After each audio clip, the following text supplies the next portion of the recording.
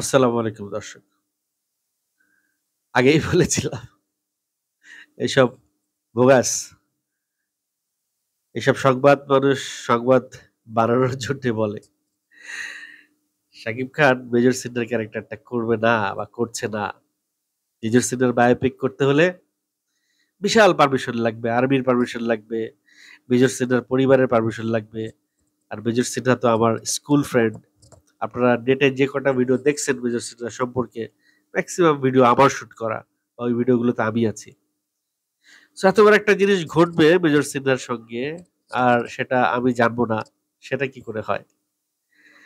যাই হোক, অনেকেই অনেকভাবে অনেক কথা বলে, বলতে হয় কারণ ফ্যাক্ট হচ্ছে শাকিব খান, টপিকটা হচ্ছে শাকিব খান।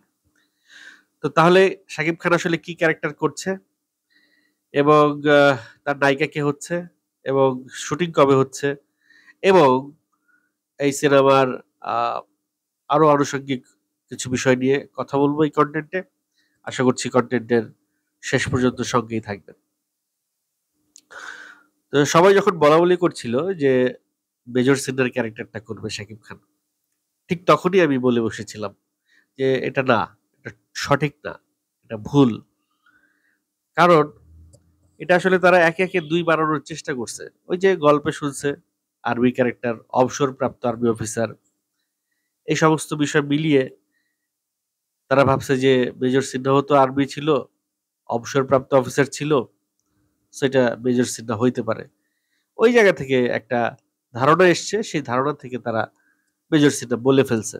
আমি তো জানি পুরো বিষয়টা যে এটা কিছু হইলে তো আমি জানবো। সেই জায়গা থেকে আমি আগে থেকেই জানতাম এটা মেজর সিনহা হচ্ছে না। তাহলে কি হচ্ছে?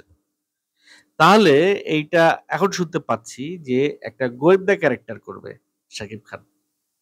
শাকিব খান কি এর আগে স্পাই ক্যারেক্টারটা, স্পাই টাইপের কোনো ক্যারেক্টার করছে কোনো সিনেমায়?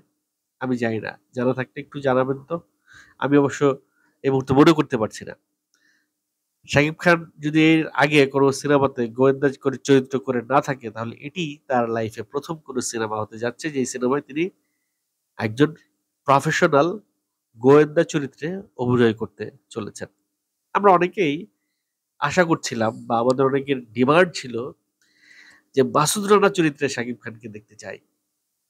আমরা যে মাসুদ রানা উপন্যাসটি পড়তাম বা ছোটবেলায় পড়ে ছোটবেলার শৈশব কাটিয়েছি, কৈশোর কাটিয়েছি, বা এখনো হয়তো অনেকে রাত্রেবেলা শোয়ার আগে মাসুদ রানা উপন্যাস পড়েন।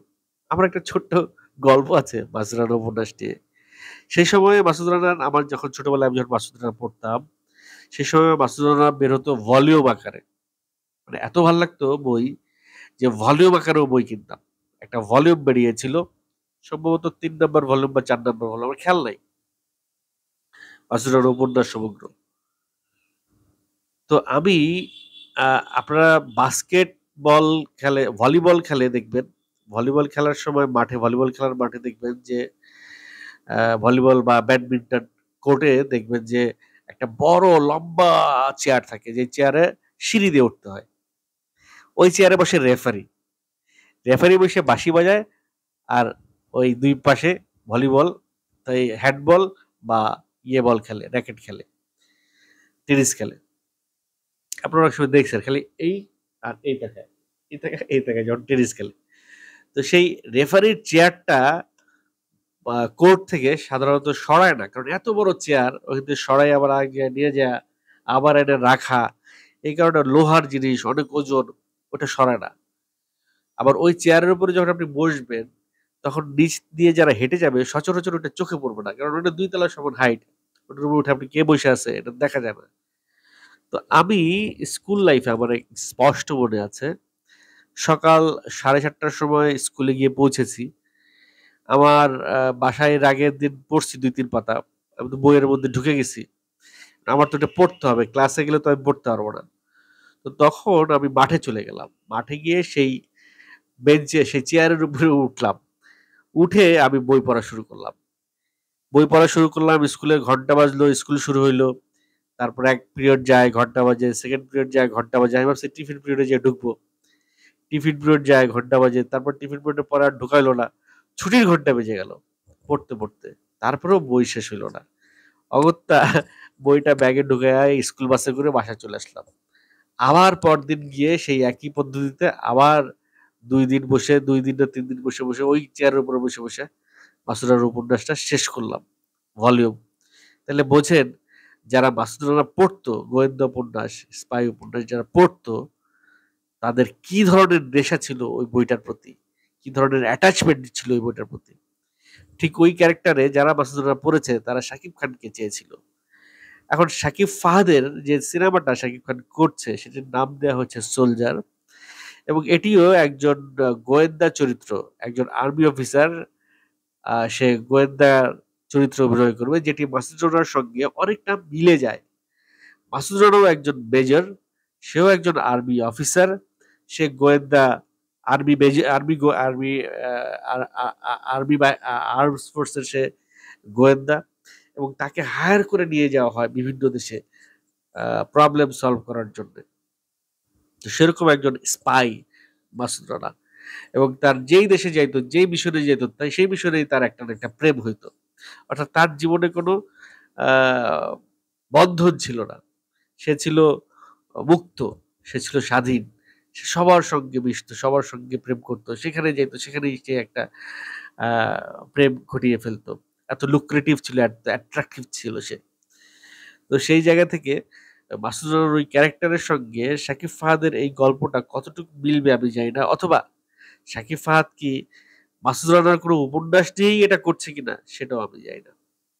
তবে এই গল্পে অনেক আর্মি ক্যারেক্টার থাকবে, অনেক আর্মি ক্যারেক্টার থাকবে, অনেক আর্মি ক্যারেক্টার এখানে ঢুকবে। সেখানে শাকিব খানও একজন আর্মি সোলজার, একজন অফিসার, সেটা এখানে দেখানো হবে। এই পর্যন্ত ইনফরমেশন আমি পাইছি, এবং শাকিব ফাহাদ আর্ম ফোর্সে পারমিশনের জন্য গল্প জমা দিয়েছে, এই ইনফরমেশনটাও আমি পাইছি। এখন আর্মি থেকে যদি গ্রিন সিগন্যাল দিয়ে দেয় তাহলে শাকিব ফাহাদের আর কোনো প্রবলেম থাকলো না। বাদ বাকিটা শাকিব খানের উপরে ডিপেন্ড করবে। শাকিব খান দেশে আসবে, দেশে আসার পরে তিনি ডিসিশন দিবেন কবে তিনি সিনেমার শুটে যাবেন। এর মধ্যে আবার আবু হায়াত মাহমুদের সিনেমার শুট ঈদের পরে। এর মধ্যে আবার তার যে তিনি যে একটা স্ট্যাটাস দিয়ে বসেছেন বঙ্গবন্ধুকে নিয়ে, সেটির পরে একটা বৈরিতা তৈরি হয়েছে, মানুষের মধ্যে একটা বিরূপ প্রতিক্রিয়া তৈরি হয়েছে, যেটি নিয়ে আবার শাকিব খান ক্ষোভ ঝেড়েছেন, এবং তিনি এই বিষয়ে সরাসরি একটা উক্তিও করেছেন। যে উক্তিটা আমি আপনাদেরকে একটু পড়ে শোনাই। ব্যাপারটা আমার কাছেও মনে হয়েছে যে শাকিব খান যেটা লিখেছেন সেটা যথেষ্ট যুক্তিসঙ্গত। তিনি লিখেছেন, এখন আমাদের দেশ তো সব সেক্টরে সংস্কার চলছে, বিশ্বাস ছিল আমাদের চিন্তা ভাবনাতেও এই সংস্কার প্রতিফলিত হবে।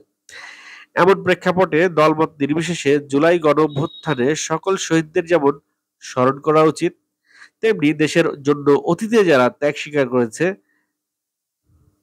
জাতির সেই সব শ্রেষ্ঠ সন্তানদেরও সম্মান জানানো উচিত। দলের সীমাবদ্ধতায় আবদ্ধ থাকা উচিত না। জাতির শ্রেষ্ঠ সন্তানেরা সবসময় রাজনীতির ঊর্ধ্বেই থাকুক। দুঃখজনকভাবে আমাদের অনেক সময় আমাদের জাতির এই শ্রেষ্ঠ সন্তানদের নাম, সম্মান এবং ত্যাগ শুধুমাত্র রাজনৈতিক উদ্দেশ্যে ব্যবহার করা হয়। এটা থেকে আমাদের বিরত থাকা উচিত। যারা আমাদের দেশ ও মানুষের জন্য জীবনের সর্বস্ব দিয়েছেন তাদের প্রতি সম্মান প্রদর্শন করা আমাদের সবার নৈতিক দায়িত্ব। তাদের নিয়ে বিভাজন তৈরি নয়, বরং আমাদের সম্মিলিত একতা ও সংহতি গড়ে তোলা উচিত। দেখুন, দলের সঙ্গে সম্পৃক্ত দেখুন, আমি শাকিব খান কখনো কোনো রাজনৈতিক দলের সঙ্গে সম্পৃক্ত ছিলাম না, কোনো রাজনৈতিক পদ বা দায়িত্বও আমার নেই। সম্প্রতি সম্প্রতি দেওয়া আমার পোস্টে কাউকে মনঃক্ষুণ্ণ করার কোনো উদ্দেশ্য ছিল না। যারা এটাকে কেন্দ্র করে বিভিন্ন ন্যারেটিভ খুঁজছেন তা মোটেও গ্রহণযোগ্য নয়। আমার শ্রদ্ধা, ভালোবাসা এবং কর্ম সবসময় দেশ ও মানুষের জন্য। অর্থাৎ শাকিব খান সম্প্রতি যে স্ট্যাটাসটা দিয়েছেন সেটি দিয়ে তিনি কাউকে মনঃক্ষুণ্ণ করতে চাননি। তিনি বেসিক্যালি দেশের একজন শ্রেষ্ঠ সন্তানকে তার প্রয়াণ দিবসে সম্মান জানিয়েছেন। তিনি এটিও বলেছেন যে এটি অন্যান্যদেরও করা উচিত। তিনি আরো একটা ইনফরমেশন দিয়েছেন যে তিনি কখনোই কোনো রাজনৈতিক দলের সাথে সম্পৃক্ত ছিল না। আই রিপিট, তিনি বলেছেন তিনি কখনোই কোনো রাজনৈতিক দলের সঙ্গে সম্পৃক্ত ছিল না। এই কথাটার মানে কতটুক গ্রহণযোগ্য সেটা শুধু যারা তার অতীত জানে তারাই বলতে পারবে।